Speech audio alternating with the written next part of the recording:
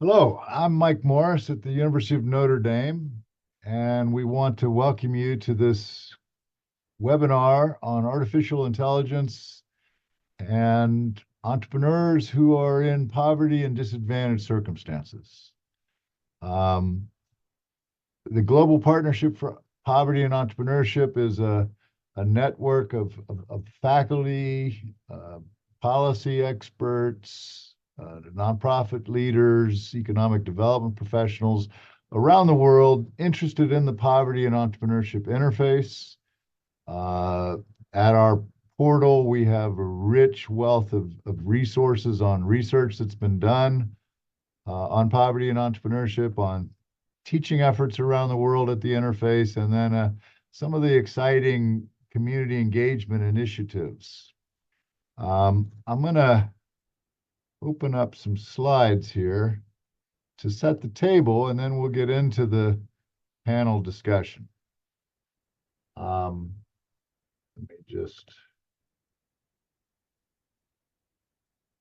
So our focus today is artificial intelligence and its potential as a opportunity or threat for entrepreneurs who are trying to start ventures under adverse circumstances with severely limited resources in poverty circumstances.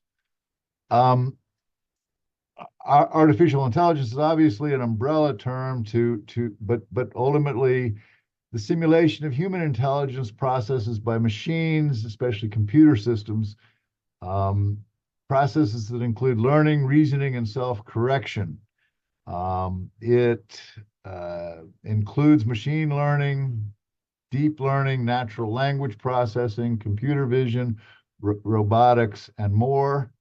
There are uh, more basic capabilities in terms of a more narrow view of artificial intelligence and sort of the generative AI programs that are available, and some very exciting things happening at a stronger AI level in terms of human-like cognitive abilities, emotional intelligence, and understanding and applying knowledge across different domains.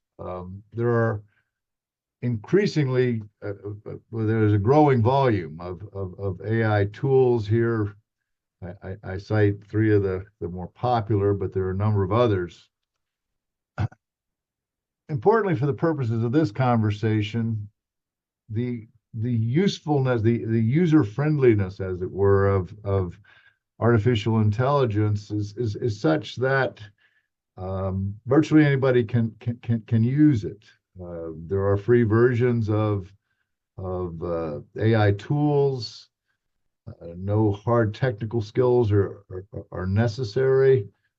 One does have to have a computer or cell phone and an internet connection, but the interface is pretty simple. The prompt process, the steps one goes through in terms of posing inquiries, such that again, it's readily accessible.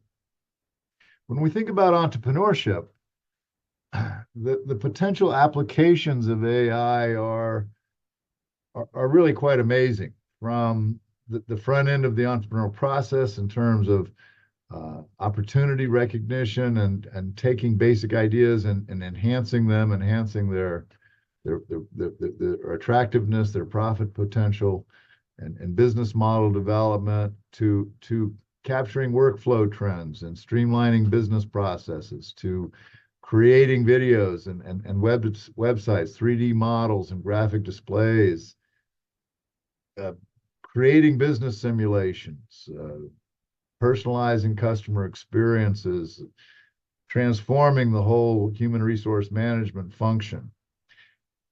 If we think more basically in terms of the ventures of those in poverty circumstances, um, I've broken out three examples of ways in which AI can inform these ventures. Basic writing, enhancing research, and in terms of business processes. And so if we just think about the writing, the entrepreneur's writing, using AI to rephrase a sentence, to write a caption for a Twitter post, to assist in sections of a business plan or the writing of a grant proposal, elements of a website, marketing communications. This is a simple example of AI generating customer communication because the receipt is not available, and obviously doing it virtually instantaneously. If we think about AI as a vehicle for these entrepreneurs in terms of research, the ability to go well beyond a simple Google search, and adapt answers to contexts, to circumstances. How do I register a new business in Cape Town? What are some ways to go about marketing a 2-for-1 deal? Where can I find resources for local grant money in South Bend? Hey, I need to understand product positioning and how I should think about positioning for my skincare product, or where do I find statistics for electricity usage in Sao Paulo, Brazil? Or what are the benefits of becoming a minority or woman-owned business and getting certified as such? And then if we think about business processes, again, at a more basic level, using AI to systematize or design or improve the efficiency of particular business processes. So give me a step-by-step process of how to clean a house for my home cleaning business, or for tracking revenues and expenses, or handling a customer complaint, a process for starting an inventory management system, or how do I make a candle from scratch, or how do I quote a price for a catering job? And so, again, just to use a quick example, create a list of tasks that the busser in my restaurant must complete every day before closing, and out pops a systematic process for closing up a restaurant at the end of the day. Clearly, this is an exciting tool, but also one that brings with it a number of different risks in terms of its potential to misinterpret a given context or the nuances of a situation, its lack of emotional intelligence, the knowledge that it can bring to bear is more limited, and the more specialized the domain. Does it affect the entrepreneur herself in terms of their dependency on it? They become dependent on it, and undermines their critical thinking. Privacy and security risks, a number of ethical concerns, and the potential for the product produced by AI to either be biased or actually misleading or incorrect. We also hear a lot about AI in terms of its threat to the workforce, and so here I list some of the fields or areas where it is thought that the threat might be greater in terms of putting people out of work, and the implications that might have. And so then we turn this conversation to the issue of those in poverty circumstances. And so as they try to access this tool, what are the implications of things like literacy gaps? And I'm not just speaking of reading, writing, and numeracy, but technological literacy, financial literacy, economic literacy, or business literacy. Low-income entrepreneurs tend to have more limited opportunity horizons, and so the opportunities that they attempt to pursue are often more readily observable opportunities in their surroundings. They're entrepreneurs who can suffer from what we call a scarcity mindset. That is that the poverty circumstance forces short-term decision making and decisions taken in isolation, which makes it very difficult to plan, to think strategically, and that may be a factor in terms of how they would approach the use of AI. And we have to keep in mind the nature of the ventures that are often being started. So these are labor-intensive ventures that can be undifferentiated with very limited capacity, facing intense competition, little bargaining power with suppliers or with customers, often buying in retail to sell at retail, forced to compete on price with slim margins, and a severe lack of both resources and capabilities. And so using that as a setting as we start to think about the power and potential and threat of artificial intelligence, I'm so pleased to be joined today by a panel of experts, each of whom brings unique perspective to this question of AI and the low income or disadvantaged entrepreneur. So we're joined by Joshua Sahib, who is the managing director of the Center for Entrepreneurship at the University of Auburn. Dean Shepard, who's the Ray and Milan Siegfried Professor of Entrepreneurship, Management and Organization in the Mendoza College here at the University of Notre Dame. Yong Suk Lee, who's Assistant Professor of Technology, Economy, and Global Affairs in the Keough School at Notre Dame. And Young does a lot of work with AI, ethics, and the future of work. And Keo Flavio Stetner, who is a professor of entrepreneurship and innovation at the Paula Souza State Center for Technological Education in Brazil. And again, I'm Mike Morris at Notre Dame. I'll serve as the moderator. So let me stop sharing, and we'll turn to our panel.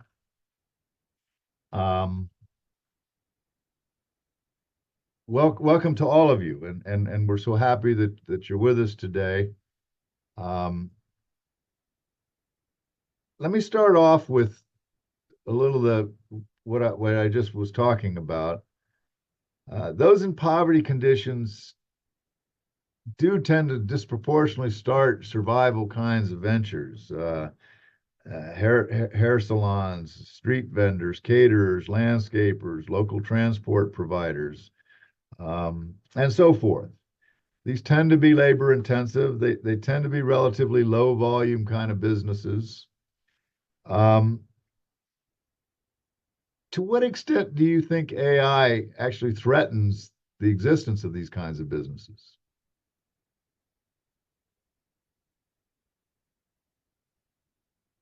I'll jump in first if none of the other panelists want to start. I think the initial concern years ago about AI was that it was going to come for blue collar jobs first, right? But I think what we're seeing is the surprising reality, at least in the short term, is it's much more likely to disrupt these white collar jobs, right? ChatGPT is going to replace a technical or a copywriter much more easily than a landscaper, right? And so, I could see over time maybe it having more of an impact on some of those other areas, but maybe in the short term, it can actually help some of those businesses. Yeah, Mike, I think I was thinking about the same sort of thing. When you talk about AI, if everyone feels quite daunted and quite threatened, join the club. I feel exactly the same way. And I don't know where things are going, but it is impacting our work as well as writers. So you brought up some fantastic points in your slides. So I just wanted to address some of those businesses that you mentioned. As you walk around Notre Dame campus, you often see these little machines delivering food everywhere. So, I'm not sure whether that's going to be the future or not, but I think, you mentioned caterers. There might also be, automatic robot ovens or robots that actually deliver food. I've been to restaurants where they go to the kitchen and they bring the food to you. There's also, my wife had a hip replacement. There's a robot that does hip replacements. So if they've got robots that could do hip replacements, are they likely to create robots that can cut hair, for example? I mean, are we going to have that sort of automation? And also, I've just done a whole lot of landscaping myself. And the big question was, does this soil and this shade, what should I plant? And I wonder whether, landscaping, all that sort of information can be gained through AI. Maybe it's just a matter of taking your phone and saying, in this spot, given these soil conditions, what should I plant? And the design is actually done by AI. Maybe a lot of the labor still remains, but many of those design features apply. But I think also, we should look for opportunities in this as well. I can see how it's threatening, but, the literacy gap that you mentioned, I think may be the greatest advantage here, the greatest leveling the playing field. I think in my career, we write in academic articles in English, and all the people from around the world who English isn't their first language really suffered as a result in trying to get published. If AI becomes the writing mechanism for our ideas, then it levels the playing field so only the ideas come up. It's not your ability to write. And I wonder whether if there is this literacy gap, that literacy gap won't be as impactful on your businesses anymore, because ChatGPT or AI can actually fulfill many of those functions for you. So it's only your ideas get transferred and you're not held back as much by the constraints on your ability to write or your ability to communicate. Yeah, I agree with what everyone has said. The only thing I just wanted to add is I think it matters in terms of we think about the organization's size. So there's going to be different levels of entrepreneurs. And this is we're going to focus on poverty conditions, labor intensive survival firms. If it's a 1-2 person firm, I do think there's much opportunities that AI, especially generative AI, can offer. But if it's a scaling up of the firm, say 5 to 10 people, then I think at that point, some of the tasks that are, used to employ some of maybe bookkeeping or certain small aspects that a poverty entrepreneur would want to scale up.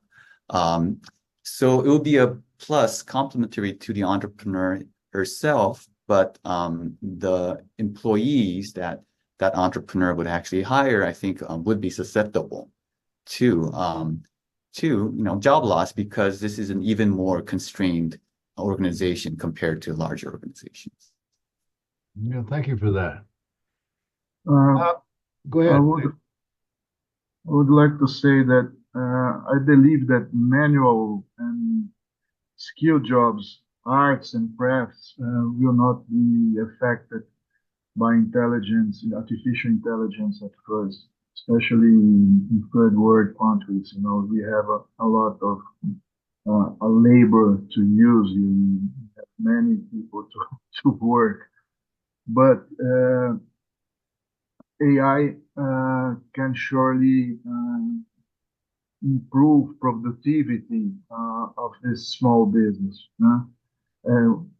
What we see here is that people are already learning how to use AI and how to use social media and AI tools to use us to improve their business activities here. You see, this kind of tools normally are very expensive to make a good video, a good presentation, and good test. When people learn how to use these tools, they can improve their productivity here in this small business.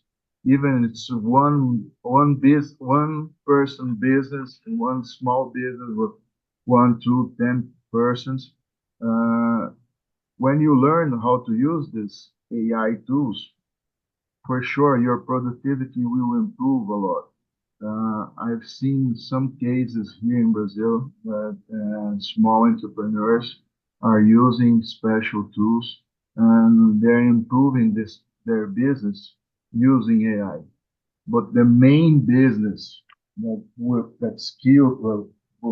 that use manual skill jobs, I think it's not improved. Let me show you an example. I have a student here. Her business is to go to a person's house and cook and freeze food for 1 month. She produces all the types of meat, pork, chicken, cows, and all dishes that you think. She have a list of 100, and she started to use AI tools and social media tools.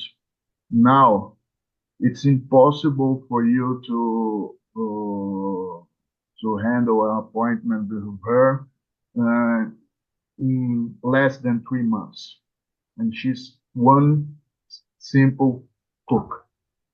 Uh, but when she started to use these AI tools and social media together in her business, her demand tripled in question of, I don't know, 1 month. Changed her life completely. Well, thank you for that. That sort of leads me to, and if we go back to Dean's point about kind of leveling the playing field given literacy gaps, is it not the case that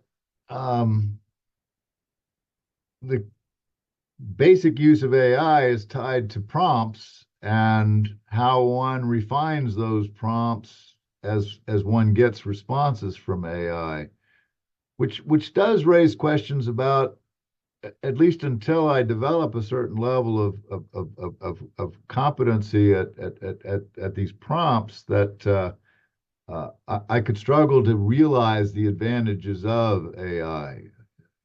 Could you comment a bit about the literacy I need to be able to use AI? Maybe I'll jump in and start with that question. That's a great question. I 100% agree. It's not just poverty entrepreneurs. We see this among skilled professionals as well. And I actually do these. I often ask my students, "Oh, do you find ChatGPT useful?" And many say they don't. It's not as impressive as they thought. And when I ask further, they aren't actually using the state-of-the-art machines. Because, for instance, if you want to use the best AI algorithms, ChatGPT 4.0, you have to pay $20 a month. And they're not willing to do that, right? And the university is not providing that. And same, we do this for faculty. It's the same. Many faculties don't fully appreciate the potential that we can actually extract. And you can imagine that's going to be even more harder for poverty entrepreneurs who don't have the literacy training for that. So the way I would frame this is, first, we need to have training in terms of how to prompt better for the circumstances that they are in. We probably also need a model that's trained specifically with the knowledge that's relevant for poverty entrepreneurship, and provide access to that. So one way to think about this is there's going to be literacy gaps among poverty entrepreneurs. Those who use AI will have a substantial comparative advantage over those who do not use AI. And there's going to be increasing gaps even among poverty entrepreneurs. Any other perspectives on that? Yeah, I would just add that the AI systems we see today are the worst that they will ever be. So as they continue to improve, you may see that barrier in terms of your skill at prompting also reduce, right? Years ago, the way that you would access these AI systems is you had to be highly technical and you had to pull up a command prompt and then a terminal window. And that's how the only way and only a small group could interact with them. Now it's, anybody can put it in the chat window. It's going to be increasingly likely that it's going to be verbal, right? Like a version of Alexa that's even much, much smarter, right? And so I think over time, it's not to say you still shouldn't experiment, you shouldn't still grow your skills with prompting, but I think some of the tools and some of their outputs may continue to improve as well, and some of that accessibility will continue to improve as well over time. So, Joshua, you're just about to go and teach a class, I think, on AI. I don't use it. I'm kind of old school a little bit. If someone wanted to start it, would they just YouTube some video on how to download ChatGPT and how to start getting stuck into it and playing with it? How's the best way to get started? The best way is to not YouTube it, but to just go to the site and start using it, start experimenting with it, right? You know, if you got an Alexa device for Christmas whenever they first came out, you didn't have to watch a video to use it. You just started talking to it. And whenever you told it to play you a song and it didn't play the song, or you told it to tell you a joke for the first time, you were like, wow, it told me this funny joke, right? You just start playing with it. And I've even had some international students that, you know, in the prior question, there was some discussion of, you know, some of these other communities using it. And so they've used basically every question, everything, they're running it past ChatGPT as soon as it came out. That has become their approach, right? And they're a computer science student, but they've found their academic performance improve and all of these things. The messages from this student in terms of emails that I've received have drastically improved. So I would, in this session that I'm about to do, I'm gonna within like an hour, I'm gonna walk them through downloading, installing, what are some best practices for prompting, and developing a business pitch, all during this session with some kind of prompt guidelines along the way. And for a lot of these folks, it's the first time they've ever installed it. So my biggest thing, and I think this echoes some of the previous comments, is there's going to be this growing divide from those that have some experience and those that don't. And the more you can experiment and get some of that experience is just going to help you, right? I don't, there's a quote, and this may not be the exact quote, but it's AI isn't going to take your job. Someone that knows how to use AI is going to take your job. Interesting. I'd like to turn to the issue. You know, we talk a lot in entrepreneurship about alertness to opportunity. And when we deal with a low income or disadvantaged entrepreneur, we often find that their opportunity horizons, not just their alertness, but the domains they're able to recognize opportunities in. Somebody talking in the background. The domains they're able to recognize opportunities within are more limited. And so you think about two young men who grow up in the hood in inner city Detroit, and at age 18, one of them joins the army and the other stays in the hood, and they come back together at age 24. Which can see more opportunities? Well, arguably the one who joined the military and traveled abroad and so forth. And you know, so if I'm in a poverty circumstance, I see opportunities to clean homes because I know how to clean, and there seem to be a lot of homes and they seem to be dirty, so there must be a market there. The question I'm trying to get you to share some perspective on is do you see potential for AI to enlarge that opportunity horizon for the low-income entrepreneur? Do you see it as a way to help them see more attractive opportunities that they might pursue? Professor Morris, I've been using ChatGPT and AI with ideation processes here with my students. That's very low-income students here in Brazil, especially in my school. And what we see is that the AI could open some views that they're not thinking about. In the ideation process, they give you a large list for the kids to think about. It's not a solution, but it helped to open their minds a little bit in this brainstorming process. When you have more options to study, maybe you have more chances to find out a better business for you. Okay.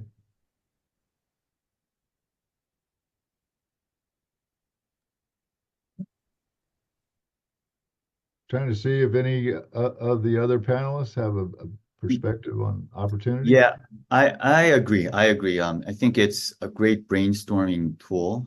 It won't give you the experience that you've described, Mike, that going abroad, just seeing different countries. It won't be that, but it will broaden it's different from search in the sense that it becomes personalized. The interaction becomes more personal, and I think because of that, there's more to gain potentially.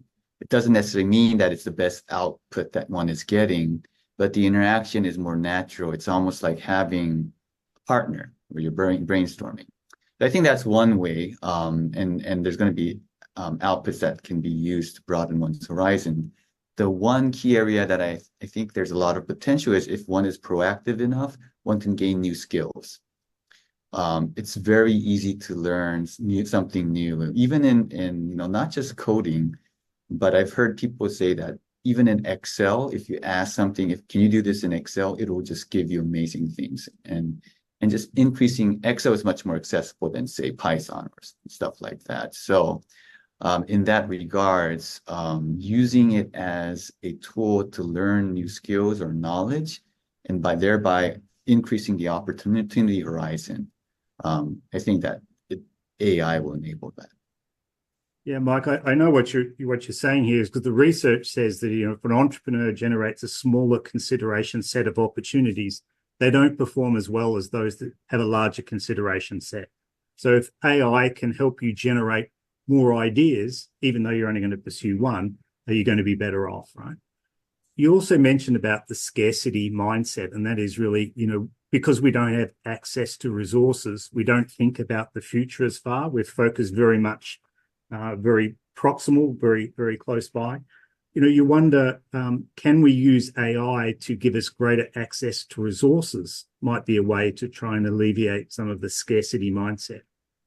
One of the ways I was thinking about that was that part of accessing government grants or accessing money from external providers is writing, either business plans or writing specialized reports.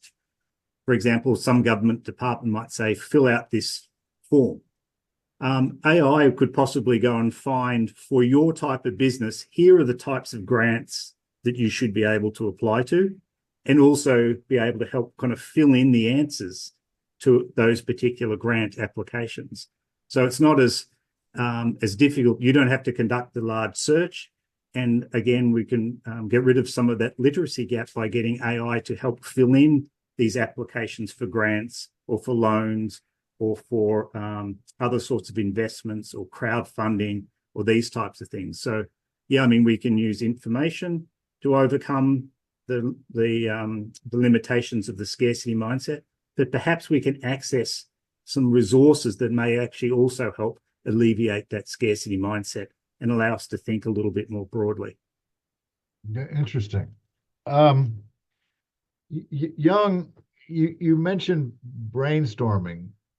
Could you talk a little bit about how you would do that using AI? Well, so yeah, I guess one of the examples, I guess you sort of in your slide was understand the market of a certain region, right? And say you're in a new area or in a certain area, and you want to understand what type of businesses exist, what type of activities are prominently in demand. And you can just sort of bounce back ideas. And the idea of brainstorming is that you might ask something, okay, what are some of the key industries or businesses in my neighborhood or in the city? And it might give you some information. And then you might say, okay, it might give you a broader category. Then you say, oh, can you break down that even more? and you can go back and forth. This interactive exchange, I find it to be very helpful. It's different from search in that regards.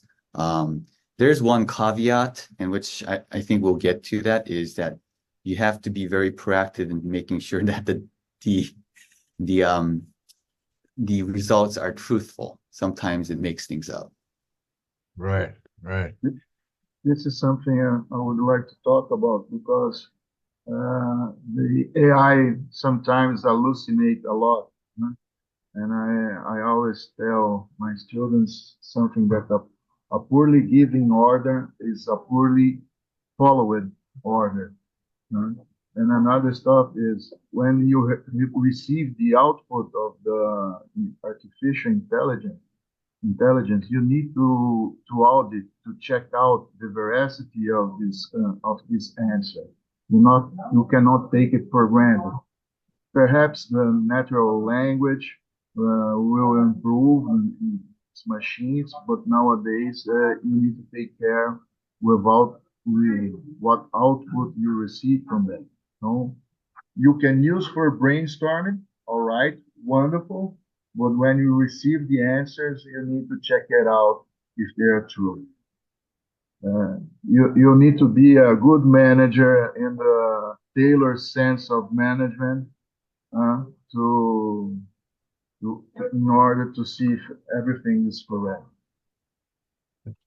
So I want to be sensitive to questions from the audience as well.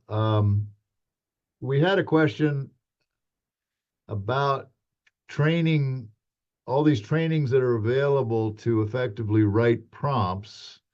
And the question was asked, would you say it's better to learn on an empiric way instead of getting structured training? And Josh, I see you tried to write a response here. Would you talk to that just for a moment? Yeah, just basically, I think both are helpful, right? You shouldn't be afraid to experiment with these things. You're not going to tear anything up to, download or to set up a free account and play around, right? But that's only going to take you so far.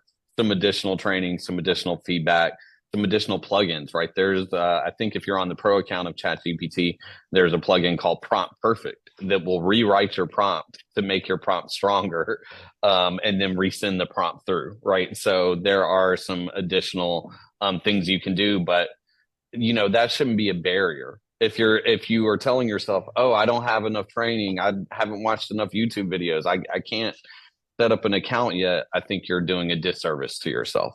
Right. So that's kind of my perspective. And to go back to the earlier discussion about opportunity horizons, I just wanted to touch on in your slides, you had something about, even let's imagine the poverty entrepreneurs, their whole perspective is the only thing I can do is open a restaurant because that's the only opportunity they see on the horizon. Well, if they're a solo entrepreneur and they're kind of on an island, without AI, they wouldn't have someone to say, what are the proper closing procedures? Who are they going to ask that? Right. But with AI, even if their opportunity horizon is limited, they can be more effective with that. And they can ask the AI for the proper closing procedures and they can have some sense of that. Whereas before they would have been operating solo and maybe they don't do those proper closing procedures. Yeah, Josh, and that we always, I think we make this mistake of just thinking about opportunity as something one recognizes and pursues when they start a business. But a lot of the emergent nature of a business is because opportunities come up along the way. Doors open, and in fact, you see doors that you wouldn't have otherwise seen had you not started the business. And I think to extend what you were just saying, the potential of AI as these new doors open, as these new possibilities emerge, to help you evaluate those opportunities, to help make sense of those opportunities, may in fact be a key value of the technology. If you think about the entrepreneurial journey and you think about the person who is dealing with the multidimensional complexities of poverty, starting a business can be quite scary. Because there's so much uncertainty, so much ambiguity surrounding what price should I charge, what hours should I operate, what product should I keep in inventory, what um, and on and on and on and on. Do you see a value with AI in terms of helping the low income entrepreneur cope with uncertainty, address ambiguity in their entrepreneurial journeys?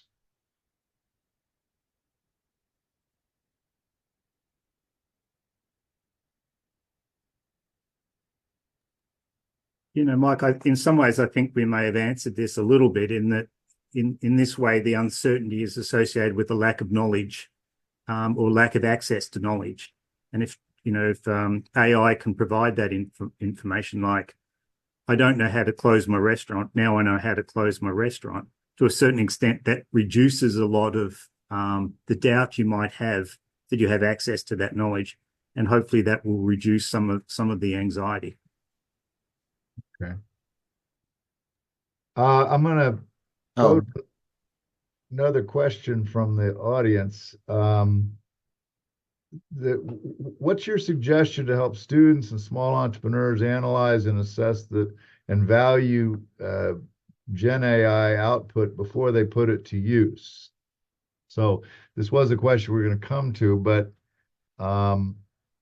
could you talk a bit about the challenges in, okay, I get the output generated by AI.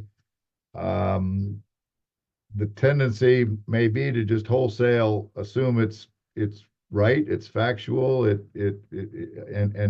use it. What are some of the issues in sort of questioning or challenging or adapting what you get from AI? Yeah, Mike, if I get information from you, I probably assess that information based a lot on how you look, what your experiences are, and things like that. With AI, input goes in and something happens and output comes out. And I think it's because it's becoming out of a computer or out of a machine, you probably give it more validity than it may deserve.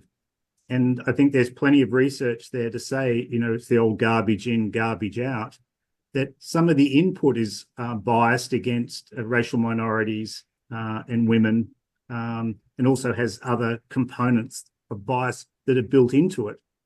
And when you put that bias as an input, you're actually going to get bias as an output. And the problem here is you're assuming that because it's coming out of a computer, how could it be biased? But it's because of the input. So if I receive it from an individual, I might think, oh, that might be biased information. But if I receive it through AI, you might say, oh, it's not biased information, when in fact, it very well could be. It just depends on what the input material was. Yeah, that's Go ahead, Yong. Yeah, that's a good point and a very good question too. And I agree. There's this concept of human in the loop in AI, in the sense that we want humans in the loop. And in the case of when we're actually brainstorming with AI on something related to entrepreneurial, where that's a lot of process of search and innovation, the ultimate decision, I think, vetting has to be by the human. And I think that should be always embedded in a system like this. The way to think about this is it helps you to narrow the search space. If you didn't have generative AI, you would have no clue and suppose that this is the space that you would have to search. But Gen AI gave you this amount of information. Go back to your search and focus on that narrow area, but make sure that's the one you want to pursue. I think I would frame it that way as of current Gen AI or AI models.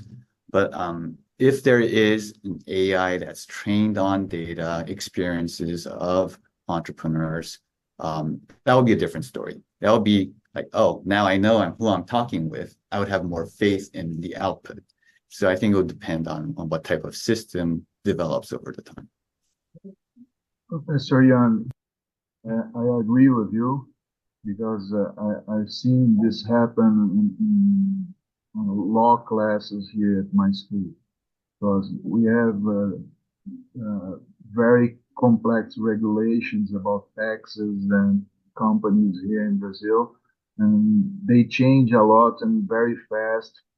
And to obey with these regulations, you need to consult every time uh, this new laws. And when you have the AI to help you, the, the the word for this is it's smaller. The space for this consulting is smaller, so you can have better answers. But it's always the same. The thing that they give you an answer, the AI give you the output, and you need to audit this output in better tools, but in a smaller space. Well, how they say in a Google or a Bing or something like that. The other thing I would add really quickly is if you talk to different business advisors, humans, they've got different experiences, they've got different perspectives. They would give the entrepreneur different paths to go down. I think you should charge this, or I think you should market this way. And a different advisor would tell them something different. Both with the human advisors and the AI advisors, my guidance to the entrepreneur is trust but verify.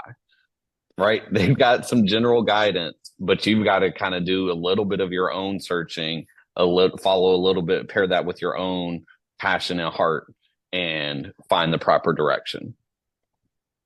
But Josh, I understand the point, but if I'm a entrepreneur who's installing glass in Cape Town, South Africa, or Mumbai, India, how do I verify? I mean, I don't have the kind of network. I don't have the, what do I do to verify? Yeah, it's just Googling, right? Before AI existed, if, any of us, if I'm doing a home improvement project, if I've got to replace some glass, I'm going to YouTube it, right? I'm going to Google it. Right. And that's kind of the current state of the art. That's probably what a lot of these folks are doing that don't have much awareness of AI.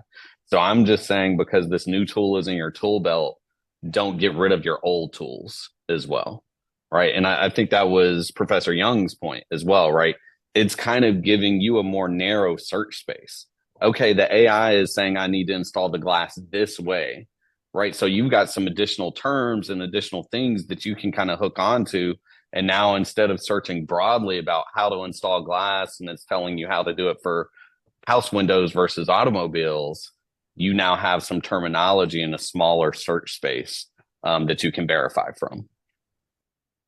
Okay. Kao, if you don't mind me asking, in some of the folks you work with that come from more disadvantaged circumstances, what do you see as the most exciting applications of AI in their ventures and their businesses? The ventures, what I'm seeing here in Brazil, they're using this automated video producers, writing tests, making logos, all type of marketing materials, flyers, banners, and websites are already using this kind of tools here, and then the users are growing here very fast because you can make a website in 60 seconds. You give a small description and they already do it. And the good fact is, these guys, they don't speak English, okay? In Brazil, it's a very ethnocentric country.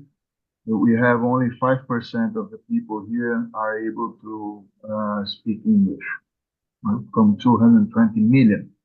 And all these AI tools, they understand if you write in Portuguese. There isn't any problem with it. It's amazing what people can do with that.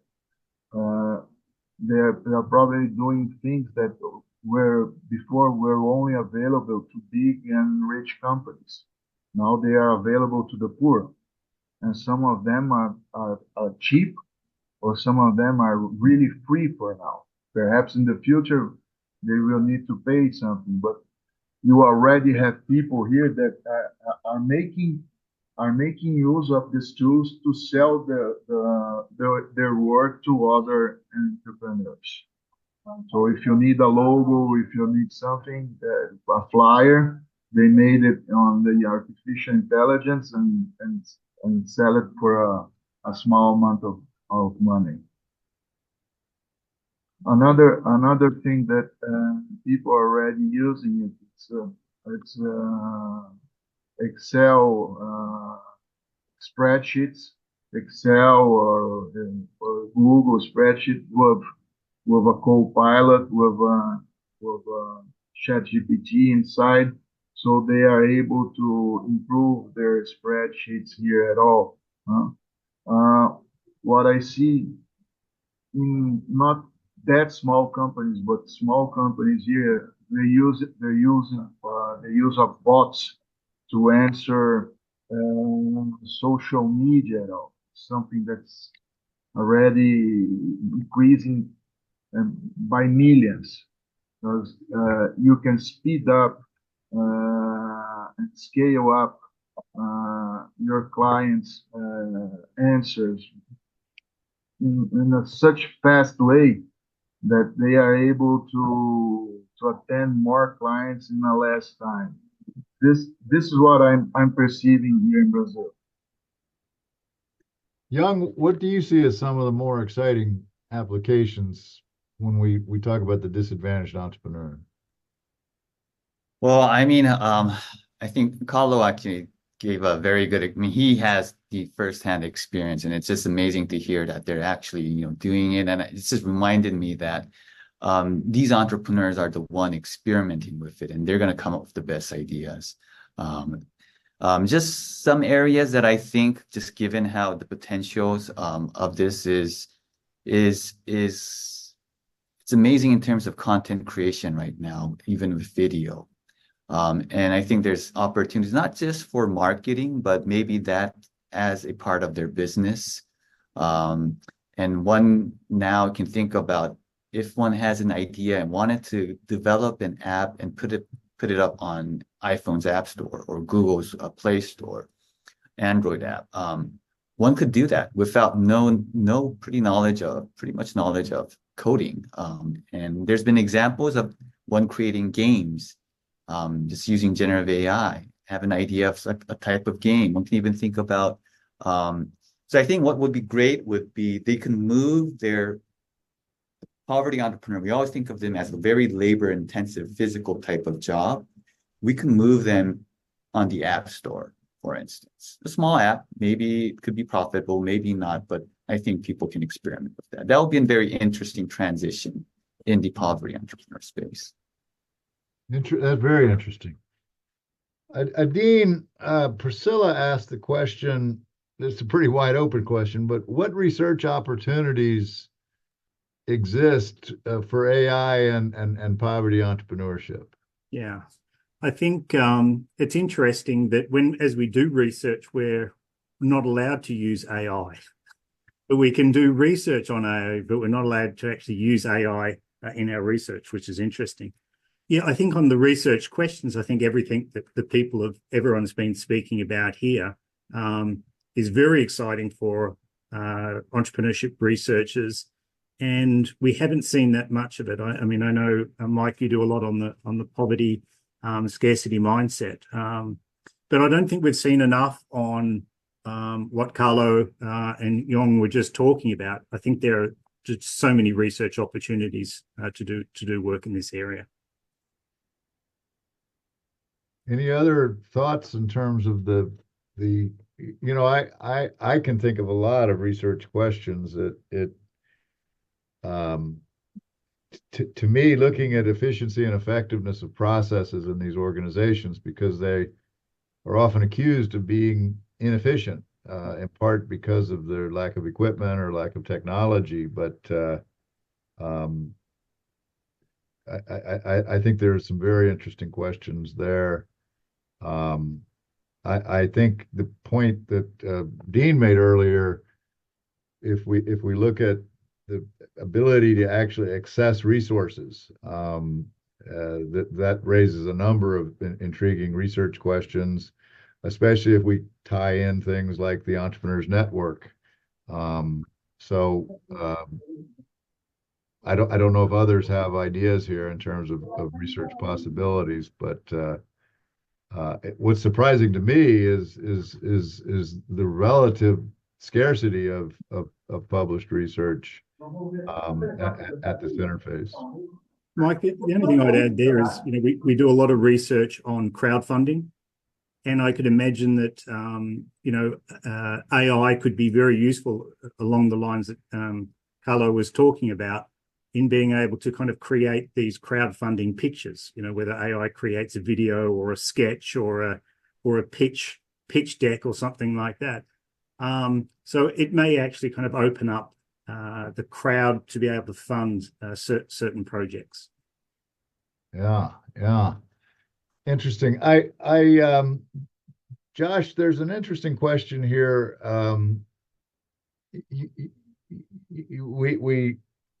It's exciting because these tools can be accessed at no cost.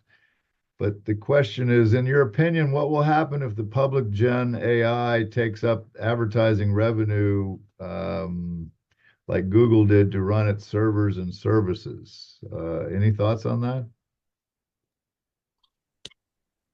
If the public generative AI takes up advertising revenue, I think that we're kind of going under a paradigm shift with AI, because the whole model of the business model of the internet may change as a result of this, right? So the search model, where you would go to a Google search and people would advertise there, you can just go into chat and get your answer directly without having to see through all these different websites, especially if it scrapes some of that. So I think that could be very disruptive to some entrepreneurs, because they may not be getting as many leads into their sites, especially if you're a content creator type entrepreneur, and you're trying to use like blog posts and things like that to game the SEO and get more traffic to your site. So I think there could be some disruption there. I don't know what the outcome of that will be over the long term, because I don't think folks are going to want to pay for information, right? If they're so used to being able to search for free and get information for free. So there may have to be some new models that would be developed if things move in that direction. Thank you. Thank you. Yeah. On the question with regard to research, Alex DeNoble mentions very straightforward research question: how is AI changing business models of these entrepreneurs? If we could shift directions, Yong, I know you've given a lot of thought to ethical considerations surrounding technologies like AI. Could you talk a little bit about some of the ethical challenges that may have arisen or will arise when it comes to AI in a poverty context? Yeah, I think so there's, I think we've talked a little bit of a bias here, but AI is in itself currently its access is not equal in itself in terms of who's using it, how much knowledge people have, but also the model itself. The model itself is trained on a corpus of information that is better suited to a general mainstream audience. And the key issue with large language models, which is part of generative AI, is it's trained on English. There's translation, it does pretty well, but the performance gap is quite large. Even within American English, it doesn't perform well with dialect.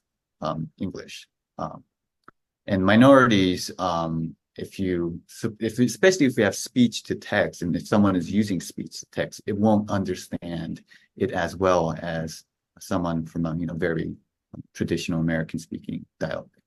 So there's already this gap in terms of, even if one has the same access, one will get differential performance out of it. And how do we reduce that inequality? Where is the research going into? I think that's a big issue that we're currently facing. And then the issue of biased output, will it give certain recommendation that's biased towards certain race and ethnicity, or biased against, or gender? I think those are currently issues that exist. And I'm sure there's more. Maybe other can chime in. Any other perspectives on the ethical issues surrounding use of AI?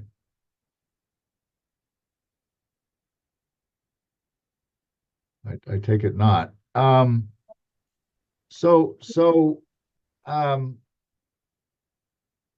we look to the next few years, where you think AI may be going, what new developments do you think could be coming that could impact the ventures of the poor?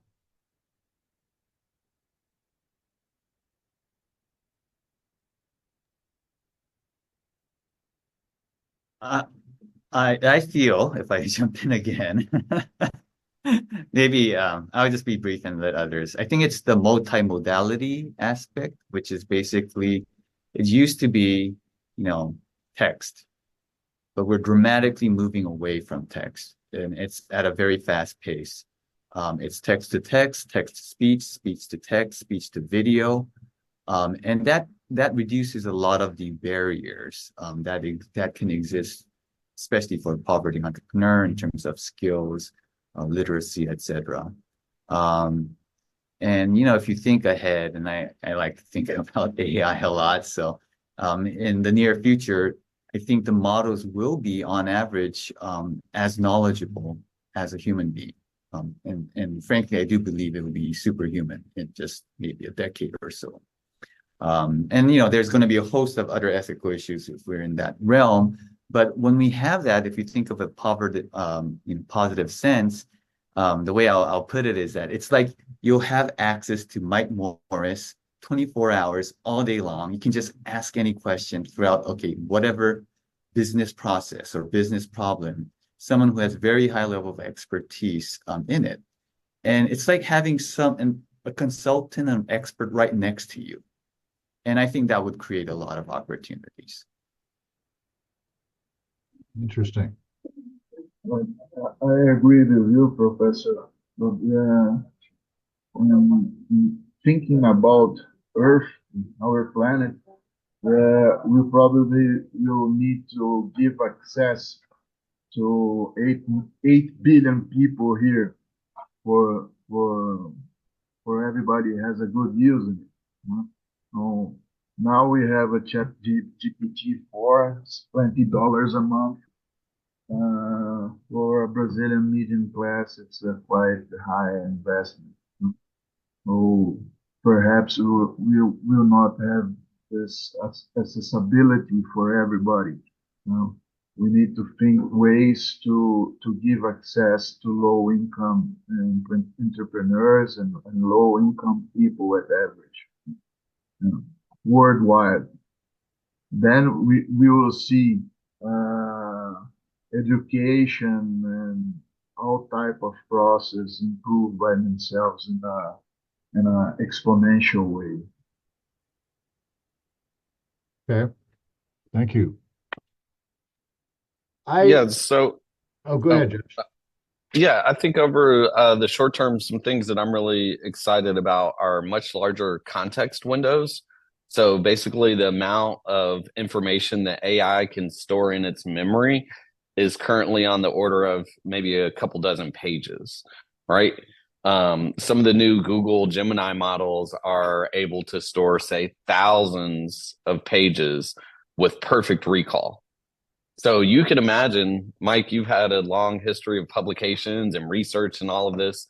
feeding all of your research throughout your career into this system.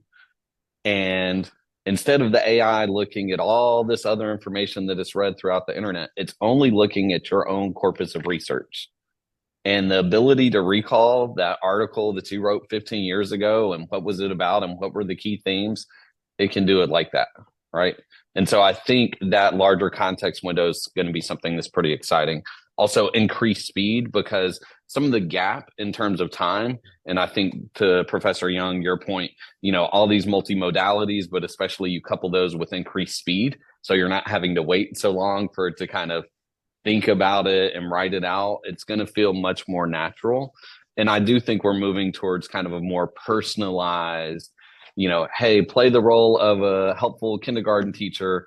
And now if my kid is wanting to know why the sky is blue, it can just ask the child can ask the AI and can get these answers to as many questions as they have. And I think that's something that can be really helpful to some of the poverty entrepreneurs in terms of having kind of this personalized assistance for some of those particular use cases. Longer term, I think, robotics, alternate reality, all sorts of crazy things are going to happen. But those are some of the things that I see kind of on the shorter time horizon. Interesting. Yeah, I think Josh, if I had to access the work I've published over the years, the most notable thing would be finding out how many times I was wrong. But I want to come back to a question, because I think it's as we come to near the end of this. Josh, I think it was you who said that the person who gets behind is going to get behind the person who's using AI versus not using AI. What are your perspectives on the question? So if we look at the bigger picture and we think about how entrepreneurs are using AI, and I had an early slide about some of the things they were doing. And then we think about the low income or disadvantaged entrepreneur and their use of AI being more basic, more rudimentary, not taking the real advantage of the potentiality in terms of AI in a range of areas. Might that, in fact, ultimately show the poverty entrepreneur is worse off, relatively speaking, because of AI? So I don't know if this exactly gets at your question, but there was kind of a interesting research study. I think it was in a economics journal, but I don't have all the details. I think I heard it on NPR or something. But they were in a call center and they implemented AI to assist these call center workers. And what they found was the AI drove additional efficiencies, we'll say maybe 3% additional efficiencies for those folks with a college degree. For those folks without a college degree, the AI drove maybe 15% plus increased efficiencies and increased abilities. So I see, yes, some of the haves are going to continue to maybe get further ahead. But if there's awareness and training and trying to encourage poverty entrepreneurs to leverage these tools, it can drastically help level that playing field. And I think that's the hope and the way that I choose to try to look at it is, this can be a real opportunity, maybe unlike some of the previous opportunities, with the internet or Google or some of these things, because it's so much more accessible. You can just talk to it with natural language. You don't have to code or do anything fancy. And I know we're coming short on time. I did also want to just mention this tool that I came across recently. It's called Spreadsheets Are All You Need. It basically implements a very novice model of ChatGPT from a few years back, all within an Excel sheet. And it's based off the research paper for how all of this was done. So if anybody's kind of interested in like technically how does AI work under the hood, just Google spreadsheets are all you need. And there's some videos and you can download the Excel sheet and actually see how does this stuff work underneath the hood. Okay. I wanted to, there's a question here from German. He says, when social networks arrived, poverty entrepreneurs little by little began to use them, mainly with the help of other people or institutions, at least in the beginning, and these collaboration networks must be generated in the public or private sphere. Would it be the same for AI, or would it be different challenges for poverty entrepreneurs to start using AI?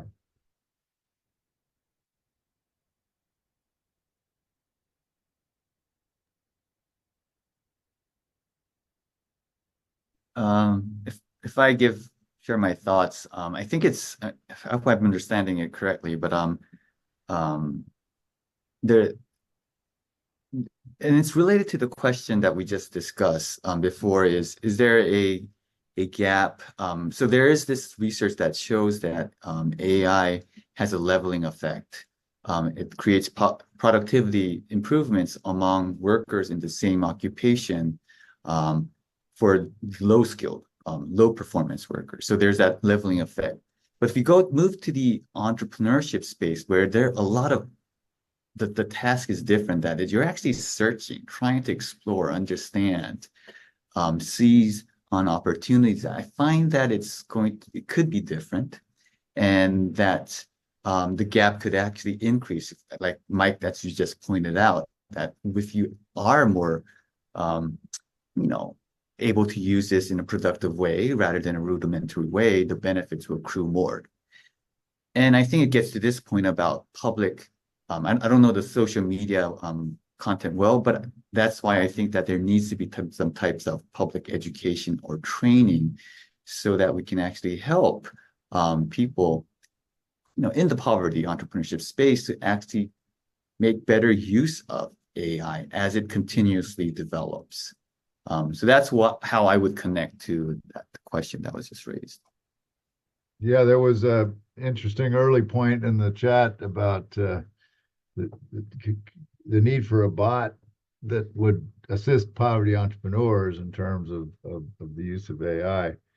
We're at the closing part of this. I wonder if I might ask each of you just a few closing thoughts. As you think about this tool, AI, as you think about the challenges of the millions of many millions of low income and disadvantaged entrepreneurs across the globe, and this interface, any closing thoughts that you would share with the audience?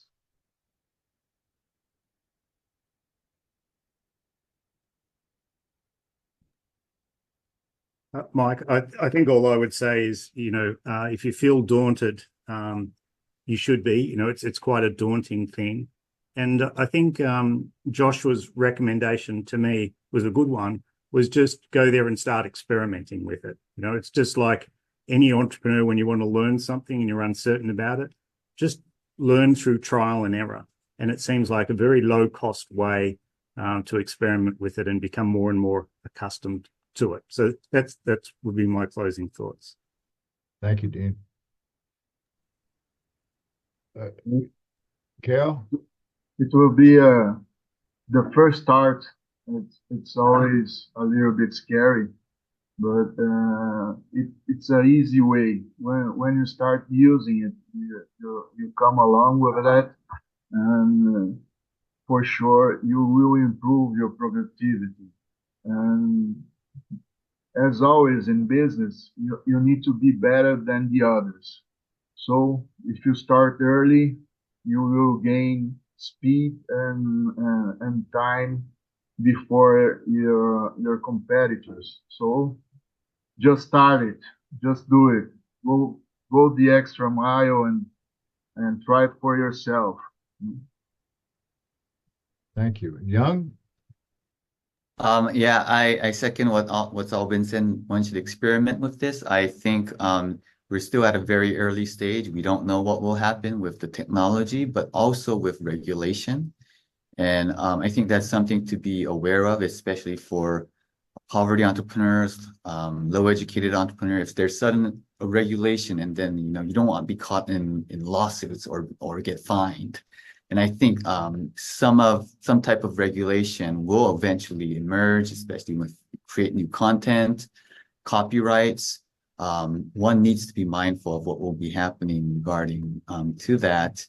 And those who are really up to knowledge on these issues should also be try to be aware of those issues going forward. Thank you. Yeah, I think in closing, the potential of AI as an enhancer is marked amongst low income and disadvantaged entrepreneurs. We recently had a session with about 70 of them on AI, and what fascinated me was the kinds of questions they were asking regarding uses that I hadn't envisioned, I hadn't thought about, and the extent to which this wasn't a technology that so much scared them as maybe is a way to jumpstart their efforts in a number of different areas in their business. I want to thank each of our panelists so much for being with us today and for sharing your insights on this sort of brave new world. I want to thank our attendees for their questions and inputs. And anybody who's more interested in the Global Partnership for Poverty and Entrepreneurship, it's free to join. We share a wealth of resources at the Poverty and Entrepreneurship Interface. Just reach out directly to me at Notre Dame. So thanks to everybody, and we'll have a video of this as well that'll be available. Bye-bye.